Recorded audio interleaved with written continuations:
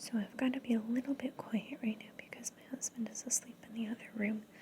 If it ends up being too quiet, I'll just do a voiceover for it later. So these are the pattern pieces for the bodice of the dress that I'm going to make.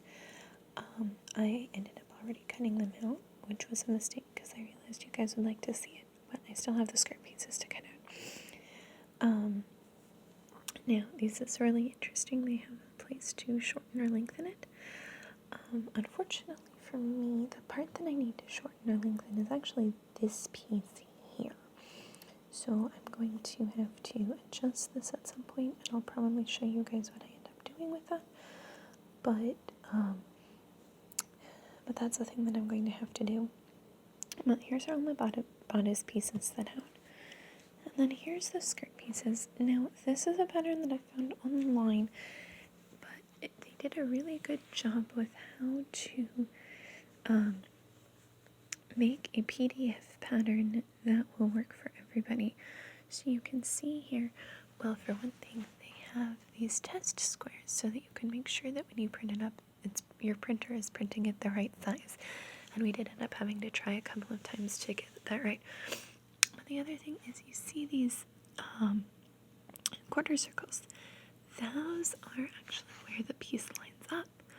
And so you can figure out how you're supposed to be doing it. You can see I end up having about an inch of margin because it's a Canadian company, and so it's used for, I believe they said A4 paper, and I've got good old American 8.5 by 11 paper, and it's not quite the same. But with these quarter circles, you can tell exactly where you need to be.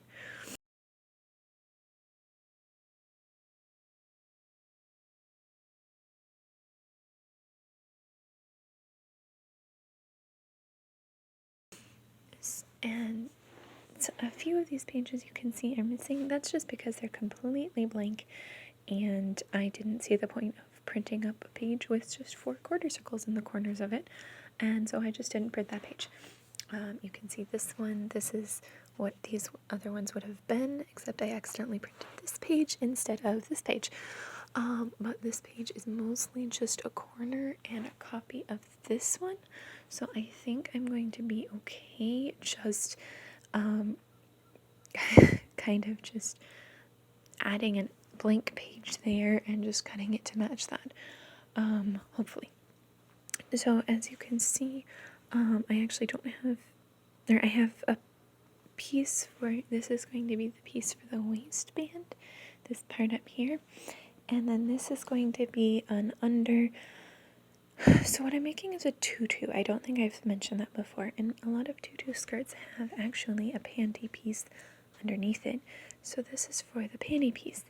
I'm actually going to cheat on that a little bit, but I thought I might as well print up the papers just so that we had them. So the tool for it, they just told me what lengths to cut the tool in, what widths, and so they don't actually have pattern pages for the tool, but these are for the 2 other skirt pieces. So I'm probably not going to show it because it's a little bit A, time consuming, B, tricky, and C, I don't really have a good place to set the camera while I'm cutting, so I'm just going to cut them out and do that, get it all cut out, get it taped together myself, and then I'll show you the finished product. But I wanted to show you guys what it looks like all printed out and laid out. And the bodice pieces, they only had 10 pages, not 18, but it looked about this way. So I just wanted to show you guys that before I got these ones all cut out. And I will post a link. I'm very impressed with this pattern company, so if any of you guys are interested in making something similar, I will post a link to the company. I'll tell you which patterns I used. I'm just really impressed with the way that they have figured out to make this work. So I will go cut these out, and I will see you guys when I get back. Alright, it is now after lunch, and I've gotten all of my pieces done and cut out. You'll notice this corner here is a little on the rough side. That's just where that page was that the blank page got printed instead. And so I basically just put the blank page right there and then folded it over and traced it out and then just copied the lines as best I could. Again, I'm not really certain that I'm going to end up using this piece, so it's not the end of the world if it doesn't look great. But if I do end up using it, it will get the job done. So now I'm going to start working on the, please excuse the mess of our bedroom. I'm going to start working on the cutting out the bodice pieces. So this is my top fabric. It's the one that I was talking about at Joann's that has the kind of a textured backing and then the very shiny front. And so this is these front two pieces, this one and this one.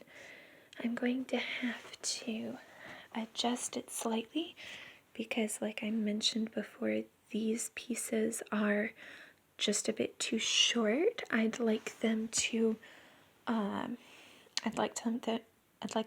a little bit further up my chest, especially here, which is going to be the point of the neckline right in the front.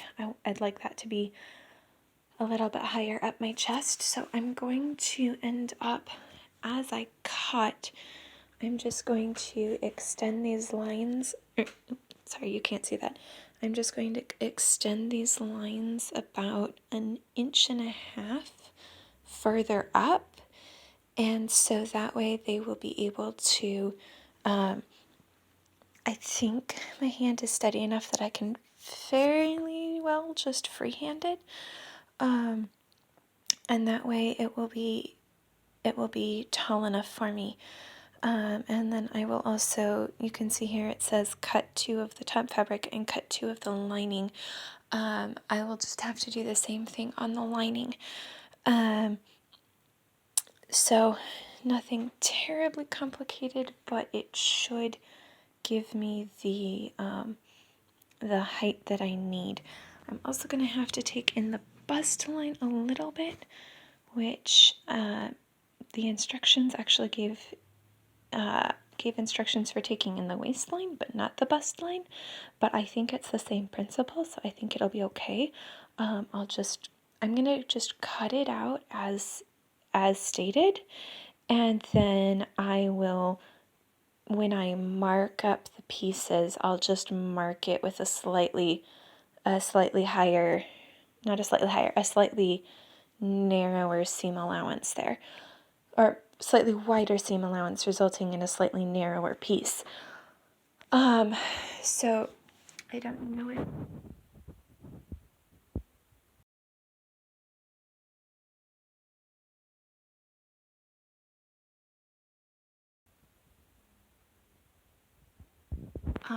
I have that diagram for my top fabric and that diagram for my lining fabric, and then I'm also going to have to, it says transfer construction lines onto all 10 lining pieces.